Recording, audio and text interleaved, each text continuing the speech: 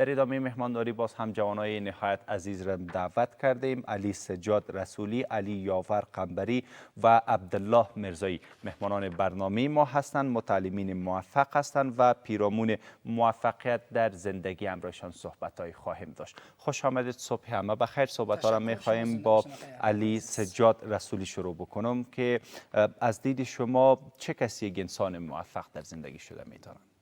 در مایک بفرمایید. در مایک بفرمایید صحبت بکنید. بسیار تشکر آقای احمدی، شما زنده باشین.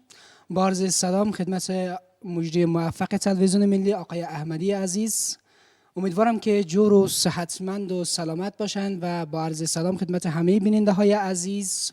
امیدوارم که همهشان جور و صحتمند و سلامت باشند. و علیکم السلام. تشکر. یک انسان موفق کسی است که در زندگی هدف مشخص داشته باشد. رابطه انسان‌های موفق کاملا انسان‌های هدفمندی هستند و آنها می‌دانند در زندگیشان چه کاری را باید انجام می‌دهند. آنها در یک زمان دنبال دو تا خرگوش نمی‌دوند و هدف مشخصی از زندگی کردن در این دنیا دارند.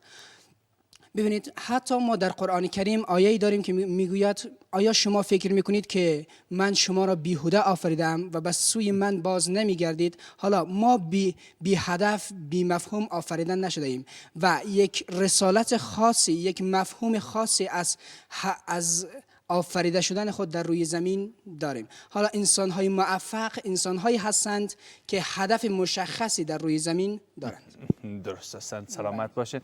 با آقای علی یاور قنبری هم میخوایم هم کلام شم. صبحتان بخیر، خوش آمدین. مایک هم بفرمایین. دوست ما در رابطه به هدف از خلقت انسان و داشتن یک هدف برای یک هدف تعیین کردن و رسیدن به او هدف را که کلیدهای موفقیت دانستند، چگونه بتوانیم که یک هدف خوب تعیین بکنیم در زندگی خود تا یک ممثل خوب و یک مسلمان متحد با خدا باشیم و یک فهم صحیح و از ارزش‌ها و از اصول اسلام داشته باشیم. شکر احمدی.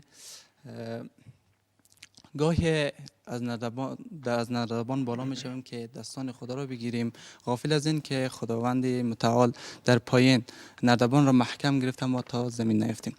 به نام خداوند بخشاینده و مهربان با عرض سلام خدمت شما آقای احمدی، مجری موفق تلویزیون ملی و همچنان یک سلام تقدیم میکنم با تمام بیننده های تلویزیون ملی. امید که صحتمند و سلامت باشید.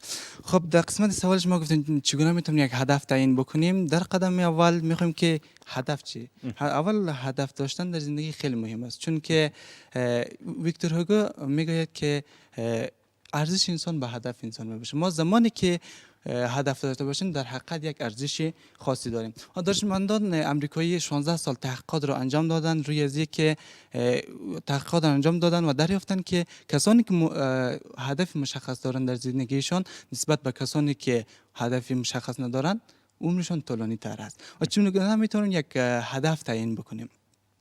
اول که باید دلیل داشته باشیم. ما دلیلی داشته باشیم که چگونه. خب یک دلیل داشته باشیم که ما باید از خواب بخیزیم، یک دلیل باشه که ما باید حرکت بکنیم، یک دلیل باشه که ما صبح از خواب بخیزیم و کتاب خود را باز بکنیم.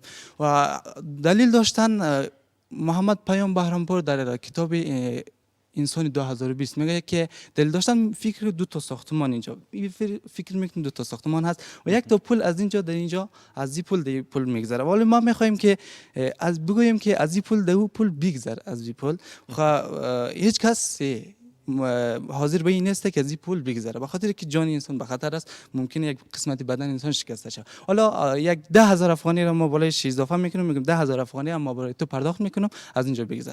ولی هم هیچ کس حاضر نیست، چون جان انسان ها خیلی ارزش داره. خب ولی فرض میکنیم یک دختر یا پسری که در اونجا قرار داشته باشه در آتش سوزی گیر مانده باشه، حالا چرا؟ حالا هر کسی که باشه ما چی 10,000 افغانی را پرداخت بکنم چی نمیکنم، تو از این پول میگذری، به خاطر که تو هدف داری، به خاطر تو دلیل داشته که باید پسر یا دختر خود را نجات دهی. و دوم استفاده از وقت است، خیلی مهمه باشد. ببینیم دانشمندان تحقیقات را انجام دادن که ما در یک دقیقه 4,000 کلمه را ما در ذهن خود نجوا میکنیم. اگر این 4,000 کلمه 4,000 کلمه اگر کلمه منفی باشه ما هیچ وقت در مسیر خود و همچنان مسیر خود را تعیین کردن نمیتونیم. همچنان استفاده از وقت این است که فکر میکنیم که روزانه 4,000 پول افغانی در حساب از ما اضافه میشه و شب برداشت هم میشه. چی استفاده بکنیم چی استفاده نکنیم. حالا فکر میکنیم که همین وقت روزانه 24 ساعت در حساب بانکی ما وقت اضافه میشه، ولی اگر ما استفاده بکنیم یا استفاده نبکنیم این شبانه برداشته میشه و پول ما کوشش میکنیم که هم 4000 افغانی را هیچ باقی نمانه. ولی ما در تعیین هدف هم از وقت خود طوری استفاده بکنیم که هیچ وقت دیگه 4000 افغانی و 24 ساعت ما باقی نمونه. باید به طور درست و آگاهانه از وقت خود استفاده بکنیم. و دوم که یکی چگونه هدف خود تعیین بکنیم، دعا و نیایی، یعنی نیاییش هست. و الکسیس کارول یک دانشمند امریکایی هست که تحقیقات 16 سال تحقیق انجام میده و دریافته که یک کتاب را می نویسد تحت دعا و نیایش. و میگه که اکثر نیازهای انسان توسط دعا و نیایش برآورده میشه. و زمانی که ما در حق دعا و نیایش میکنیم، نصفی از هدف ما، نصفی از خواسته های ما برآورده میشه. و او که یک دانشمند غیر مسلمان یا مسیحی است، میگه که اکثر همان گونه که روزانه جسم انسان به غذا ضرورت داره، روح انسان ها به دعا و نیایش ضرورت داره. دوم و نکته سوم مثبت اندیشی هست. مثبت اندیشی، ما باید همیشه با خود مثبت بیاندیشیم. مثبت اندیشی در زندگی خیلی یکی از دلیل های موفقیت یک انسان ها همین مثبت اندیشی می باشه که ببینیم اگر ما همیشه با خود بگوییم که ما نمیتوانم، خب زمانی که ما این کلمه رو با خود میگیم در حقیقت ما نمیتوانیم. و زمانی که بگیم ما میتوانم، در حقیقت ما میتوانیم.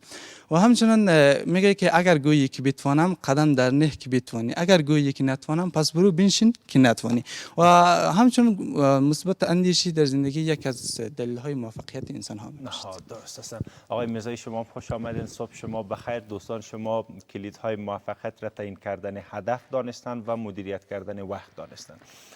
بعضی از آدم ها شاید باشند که اونا وقت را مدیریت کرده باشند و هدف را برای خود تعیین کرده باشند.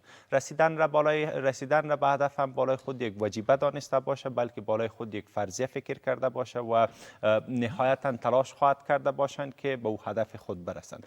ولیکن چگونه بتوانیم که یک هدف خوب تعیین بکنیم؟ چی یک معرفتی را از خود داشته باشیم و از هدف خود داشته باشیم تا بتوانیم یک انسان موفق باشیم و به او هدفی که تعیین کردیم دست پیدا بکنیم؟ شاید بعضی هم هدفهایی را بسیار بلند تعیین کرده باشند و از خود یک مطالعه نداشته باشند که باز متاسفانه به او هدف خود نمیرسند و دلشان هم شکسته میشن. بارها کوشش کردن و سعی تلاش ما من حیث یک مسلمان همیشه باید ادامه بدیم، ولیکن چی ارزیابی باید از خود داشته باشیم؟ ظرفیت خود، درایت خود، فهم خود را چگونه مطالعه بکنیم تا باز بر خود هدف تعیین بکنیم؟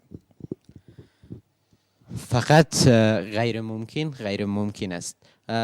عرض سلام و وقت خوش خدمت یکایک بیننده های عزیز و مجری محترم. امید که صبح خود را با یک لبخند آغاز نموده باشید. خب در قسمت سوالتون این که بعضی ها در طول مسیر موفقیت بعضی شکست ها را تجربه میکند، اینها باید چیکار کنند و یا چیکار کند که از این شکست ها عبور کند؟ خب همه ما میدانیم که مسیر موفقیت پر از پیچ و خمی است. بالا و پایین های زیاد دارد. برای رسیدن به یک هدف بالا باید خیلی سختی ها را تحمل کرد. ولی خب هرگز اگر میخواهید واقعا به هدفتان برسید، هرگز نباید تسلیم شوید. و اینکه یک هدف مشخص خوب و مشخص انتخاب کنیم که هم برای صلاح یک جامعه باشد، هم برای صلاح دیگر مؤمنان باشد و هم به صلاح خدا باشد. در این قسمت حتما خداوند هم با همین انسان می باشد و تلاش های اون شخص را بی نتیجه نمیگذارد. پس خب باید هدف هایمان به صلاح یک مملکت و به صلاح یک جامعه باشد و دیگران. و اینکه در قسمت مسیر موفقیت اگر هم شکست های را تجربه کرد، خب طبیعی است انسان برای به دست آوردن یک چیز باید خیلی چیزها را قربانی کند. و ولی در مسیر موفقیت اگر این قربانی شاید متاسفانه باعثی از این نشن که هدفی که تعیین کردیم او هدف بسیار بالایی بوده باشه و ما نتوانیم که به او هدف خود نایل برسیم و نایل پیدا بکنیم، دست به او پیدا بکنیم. یک مسئله باز در تعیین کردن هدف و باز هدف کاذب شده میتونه. تعریف شما از هدف کاذب چی هستن؟ خب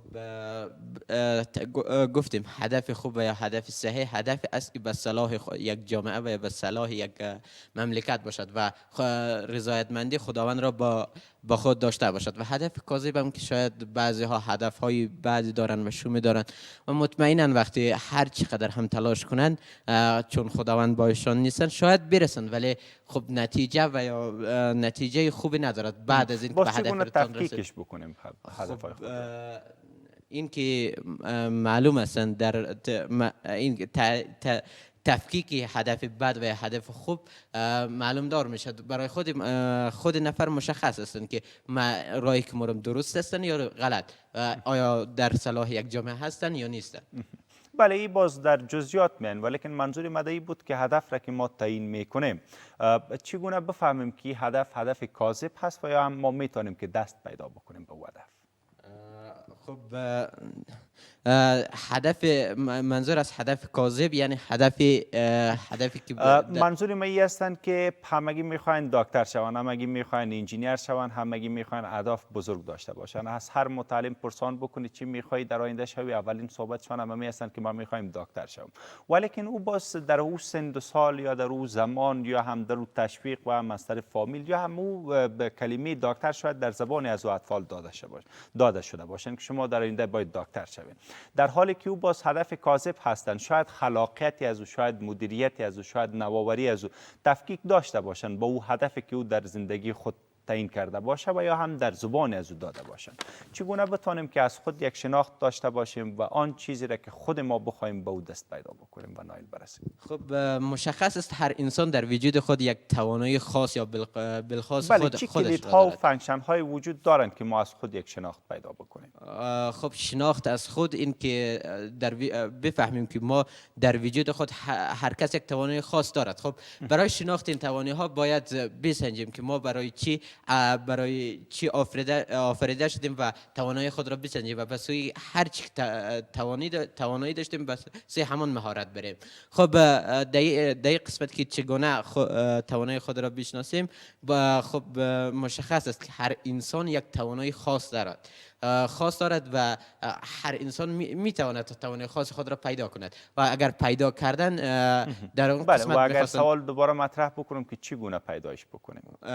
خب میتونیم توسط ای که توسط ارزیابی کنیم که ما در کدام قسمت ها تا به حال موفق بودیم تا به حال در کدام قسمت ها مهارت های بالایی داشتیم در اون وقت میتونیم خود تفکیک کنیم که ما چی توانایی خود در وجود خانواده استادها آدمای با خرد و با قلم چقدر میتونه که همکاریمون بکنه در این عرصه برای تعیین کردن هدف؟ خب برای تعیین کردن هدف محیط یک آدم خیلی ارزش بالایی دارد و اگر در یک خانواده خوب باشد میتواند یک هدف خوبی داشته باشد. خب خلاصه این که دوستان و کسانی که در دور بر یک انسان هستند در مورد تعیین هدف یک انسان بسیار مؤثر واقع شود. خب اگر انسان های مثبت دور بر یک شخص بود میتواند هدف های مشخص مثبت و خوبی داشته باشد و اگر انسان های بد و منفی دور برش بود هم میتونه یک هدف های بد و شومی داشته باشه. سلامت باشین. ممنونتان آقای میرزایی. بله میخوایم یک سوال دیگر هم با علی سجاد رسولی مطرح بکنم ما یکم برشان بتن. همگی میخواه آقای رسولی که انسان موفق باشن چه اطفال باشن چه جوان باشن و هم در هر کاتگوری سنین قرار داشته باشن میخواین که انسان موفق باشن کسب روزی حلال نفقه حلال را برای خود برای والدین و برای خانواده خود و حداقل حتی به این خود مطمئن هستم که نمیخواد بار دوش خود بار دوش خانواده و بار دوش وطن باشه. در غیر از او همه موفقیت ها را برای خود آرزو میکنه و تلاش هم میکنن برشان.